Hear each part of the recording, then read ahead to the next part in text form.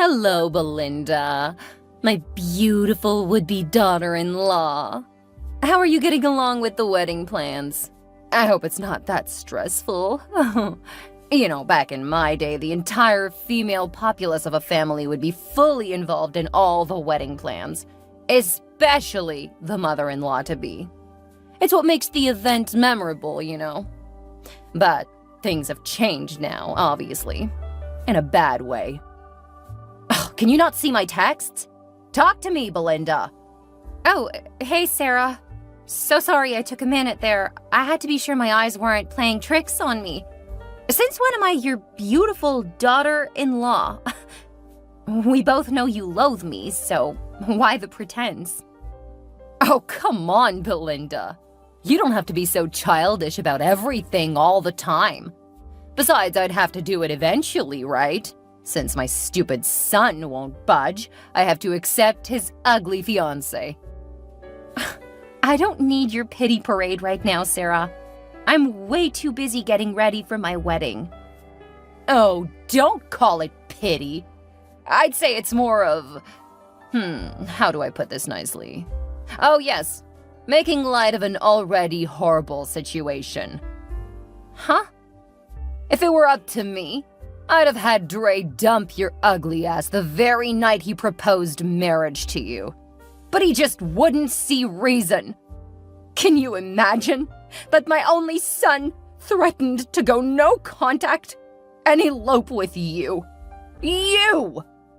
I'd have understood better if you were some beauty goddess daughter of a moneybag, but no! He chose some wretched cobbler's ugly kid. It's really not my fault that you view things from such an obnoxious and barbaric angle. Those things, class and candor, have never mattered when it comes to love. It's a totally different ballgame on this end. But how would you know that? You don't even have an atom of love in you. Oh, you little… I don't even know how Dre fell in love with a classless nitwit like you. Ultimately, the heart wants what it wants. Beauty is in the eyes of the beholder, right? Excuse me. I have perfectly good eyes, and OMG, I've never beheld more horror in all my years combined as in 1 second just looking at you. Gosh, I thought Dre had better taste. I even made sure his name was classy, but boy was I wrong. He clearly needs more training in the lady-picking department. Belinda, what sort of basic nomenclature is that? How will it even sound beside his name? Well, there's not much you can do about it at this point. Our wedding is in a week. Exactly my point. That's why I said I have to learn to accept you.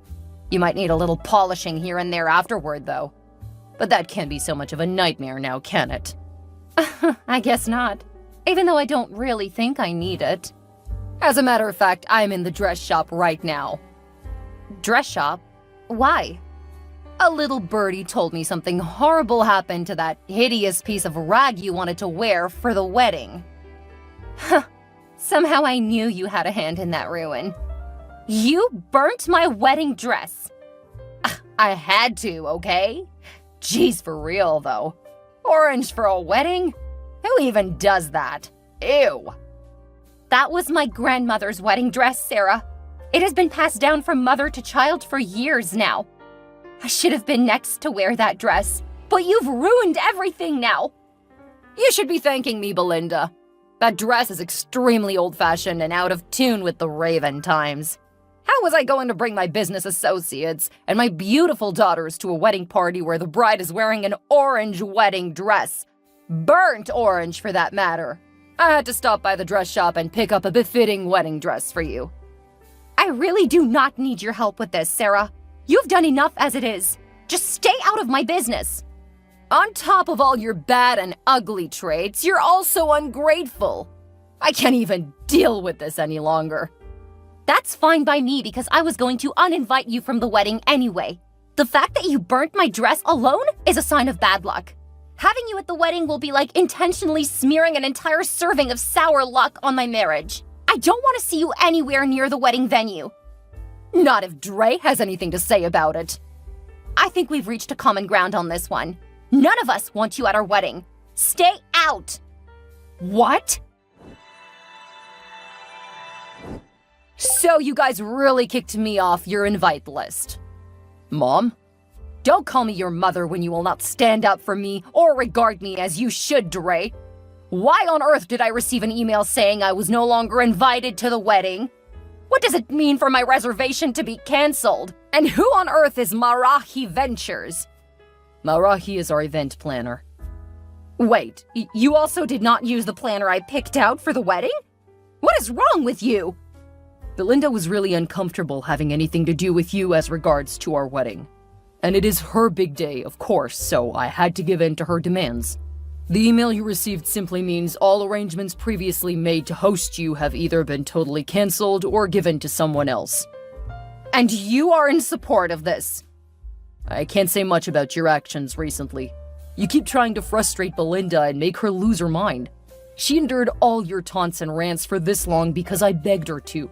I tried to convince her that things would get better after the wedding, but you placed the final straw on the camel's back when you intentionally burnt her wedding dress. At that point, I had to support her. You do not deserve to be at our wedding. I did not intentionally burn it. It was a mistake. Really, Mom? That dress was a family heirloom. Her mother literally cried when she saw the severely burnt fabric. Why would anyone want to wear orange on their wedding anyway? People are gonna talk. They'll laugh at and mock you. I did y'all a favor. The least you can be is grateful. Oh, I blame myself. This is all my fault. I simply asked Belinda to bring the dress over to my place so that my designers can replace a few fallen beads and amend it to suit my bride. I should have known I had a praying tiger in my house. Did you just call me a tiger? Is that not what you are, Mom? All you want at all times is your own gratification.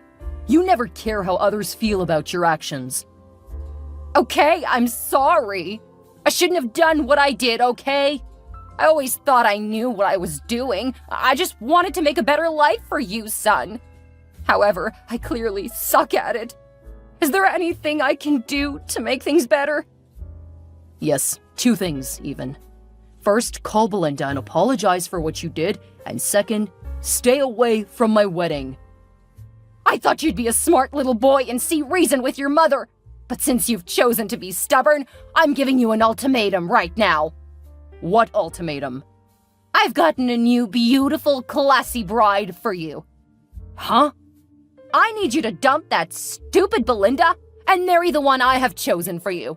Else, I don't ever want to see you anywhere around our home ever again.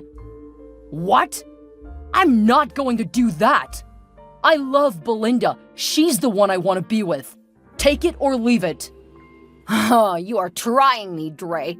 You're really pushing me to the wall right now. I'll deal with you. Both of you, you'll see. At this point, I can kind of sense that you're about to do something really stupid.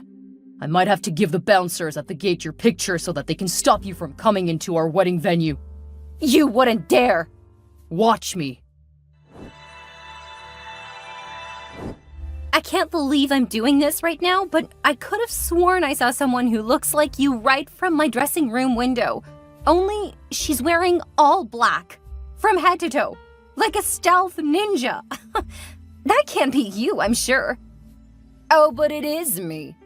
Do you think I wouldn't come to my only son's wedding simply because his silly wife commanded me not to? Especially not when you invited my husband and daughters. You don't want me to be lonely, do you? Just when I thought I'd seen it all from you, Sarah, you defied my wildest imaginations and stooped even lower. Don't talk to me like that. I'm your husband's mother. I thought Dre gave your picture to security. How did they still let you in? Oh, I simply found one weak one to tip. He let me in like the breeze. That does not change the fact that neither I nor your son wants you here today. We are scared you will... No, we are sure you'll bring a lot of bad luck with all your antics. Even your presence alone induces sour fate. This is why I said Dre shouldn't marry you, Belinda. What's with all the mindless superstitions? Is that what your culture stipulates? It's the truth. You've caused me a lot of bad luck already, and now you show up at my wedding dressed in all black? crazy that makes me feel. I just wanted to show you what real fashion looks like. Not that silly thing you wanted to wear. Okay, I see, but why are you wearing my shoes? Is that supposed to be an insult? How can I be wearing the shoes of a wretch? This is an expensive first-grade B. Lawson suede wedge, made for the highly placed of society. Not that you even know what that means. Well, it might shock you to discover that I, in fact, do. You know how you called me the filthy daughter of a cobbler once before? Yes, that cobbler is B. Or Brian Lawson, my father. What? How is that possible? Dre only told me your family made shoes. You should have known better if you made your research well rather than going around insulting people you don't know. Whatever. I get why you would want to come here, even though we expressly asked you not to. But what I do not understand is why you would wear all black.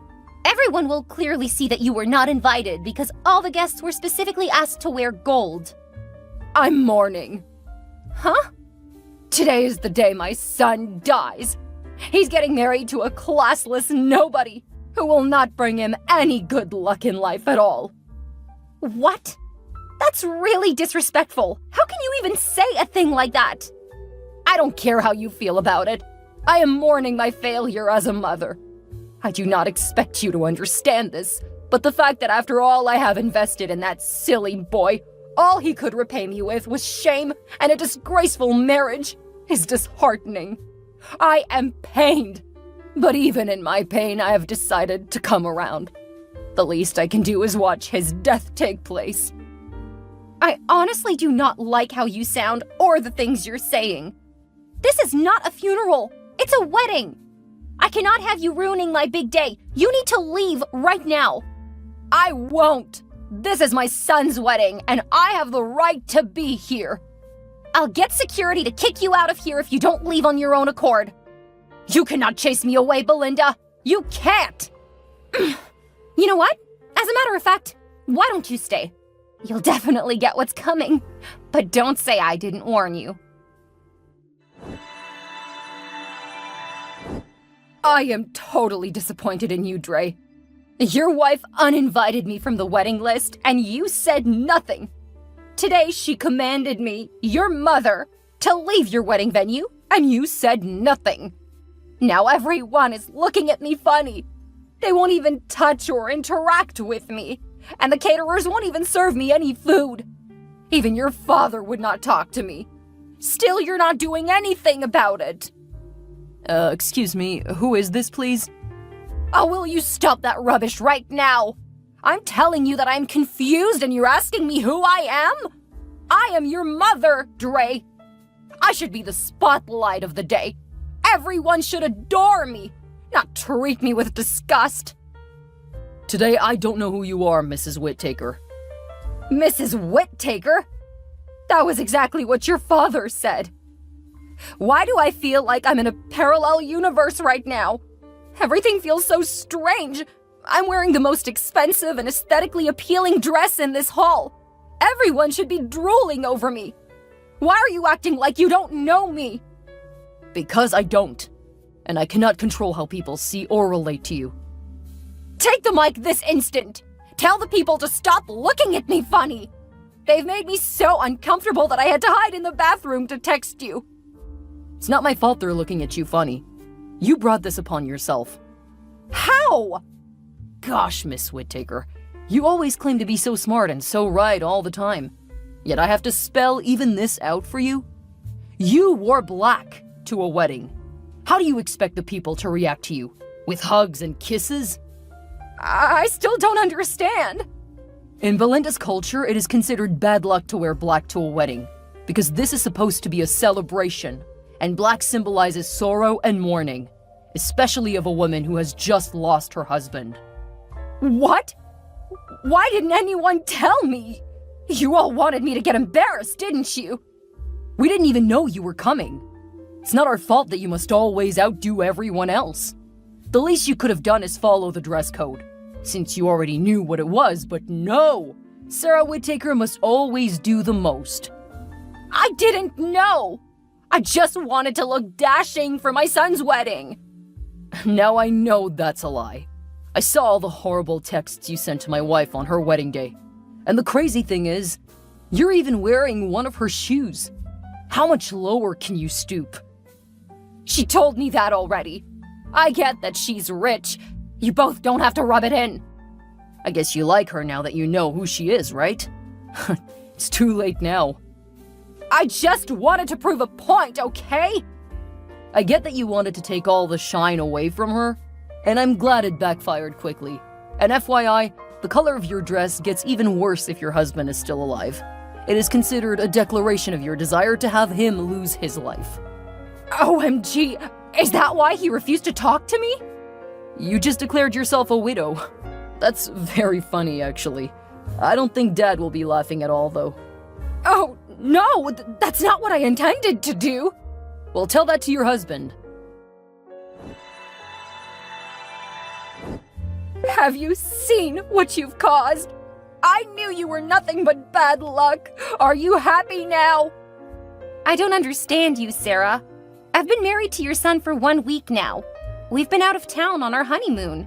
You haven't once called to ask us how we are doing or how the honeymoon is going. And then out of nowhere you call to cause drama? See, Dre has been the sweetest, and I've been extremely happy. Don't ruin it with your bad vibes. After everything that happened on your wedding day, my husband has refused to talk to me. He says he no longer wants anything to do with the woman who embarrassed him before his associates. Is that the problem? I'm not surprised that your ego would not let you apologize for what was a fatal misstep in my own eyes. That's not the problem. He served me divorce papers this morning. Now I'm gonna lose my family and husband, all because of you. He's not even going to pay alimony. I was not the one who advised you to withdraw the $500,000 you used in making an extravagant fool out of yourself at my wedding. It seems as though you really wanted him dead. $500K is nothing to my husband. He cannot divorce me just because of that. Go tell him that. Leave me alone to enjoy my own husband. Again, if you really ever paid attention to anything, you'd realize that his business has been suffering greatly for a while. Yet you still had the nerve to withdraw such a huge amount from his account without asking first. Well, you cannot leave me high and dry. If I must leave my marriage, then you must pay me the money you owe me. Oh, gosh. Must you be a handful every single day? How on earth am I owing you, please? The shoes. $100K out of the money went into buying a pair of shoes from your brand. You have to pay me. Jeez, Sarah. Please tell me if you paid the money into my account. You knew you were not the target market, yet you went to buy shoes from a brand above your class. I don't owe you anything, but my expert advice would be to sell it. You should make a good 80 to 90K as it's still relatively new. No! You must pay me! And I want the full amount, else I'll sue you.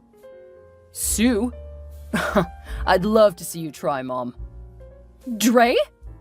I just had to check what was keeping my princess busy, and I saw it was you.